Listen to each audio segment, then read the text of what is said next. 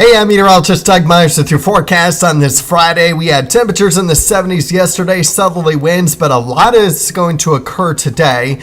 A lot, but not a lot. We'll talk about that here. But temperatures today, wide range in temperatures from upper 60s to mid 70s from northwest to southeast, as we're going to be monitoring a frontal boundary that we'll be pushing through. The first one will be a dry line, and that will really knock our humidity down. But the second will be a cold front, and there's a little bit of uncertainty still in the timing of the cold front, but we'll take a look at Supercast here. And then we have a small chance that isolated storms could still develop within these frontal boundaries, but it's not a great chance. All right, so let's take a look at Supercast with the temperatures and the possible rain and possible storms. Whatever we get, if we do get storms in the morning, there is going to be a higher potential for severe weather during that time. Whatever we get this afternoon, I don't expect severe weather. Don't really expect any lightning, but lightning would be the only hazard if anything were to develop when it comes to thunderstorms this afternoon. Otherwise, it would just be rain. Again, this is absolutely if anything develops at all. There's still that potential that we don't get anything. So here's Supercast.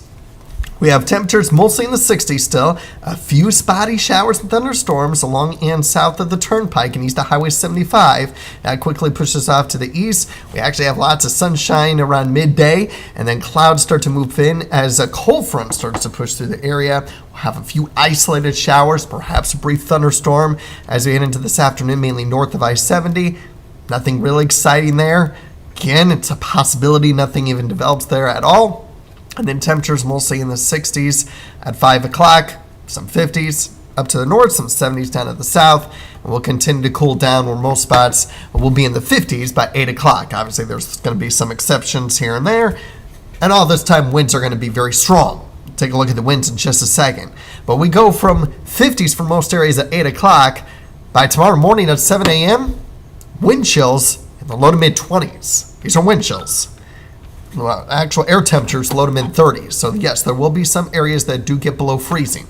We are not done with the sub-freezing temperatures. In fact, we have a day next week that we could be below freezing. How about the winds?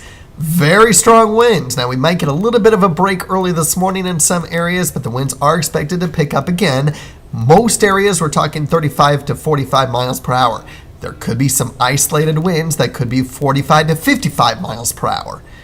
And these winds will continue to shift. Unlike yesterday where the wind stayed out of the south, they'll be shifting today. And that's really going to be a problem when it comes to the fire danger concern. This is going to be extremely busy for firefighters if fires get going today because of this wind shift. The good news is the winds relax tomorrow. Yes, it may still be strong at times early in the morning, but you'll notice how we lose a lot of that purple and the red as we go throughout the day. By the afternoon, evening, again, these are gusts. These are not sustained winds. So the sustained winds will be a lot lighter than this. So we are looking at much lighter winds before it picks up again on Sunday. Now, not to the level we've had from yesterday and what we'll have today and tonight, but it does pick up a little bit on Sunday. With that dry line, what I was talking about, it's that drop in humidity, but not necessarily drop in temperatures. This is what's also going to create an extremely volatile fire danger hazard across the area. With the wind shift, with the drop in humidity, with the wind speed, not going to be good. So don't do anything that could cause a fire. Obviously, don't toss cigarettes out for no reason. And we're not really going to get much rain for today. I did put in a rain and storm chance in for Sunday night. We could linger into Monday. But overall, we're really not looking at much in the way of precipitation for the next 8 days through next Friday. Maybe a few isolated spots getting some heavier rainfall, but most areas, the vast majority of northeast Kansas, less than 1/10 of an inch for both the European and the GFS.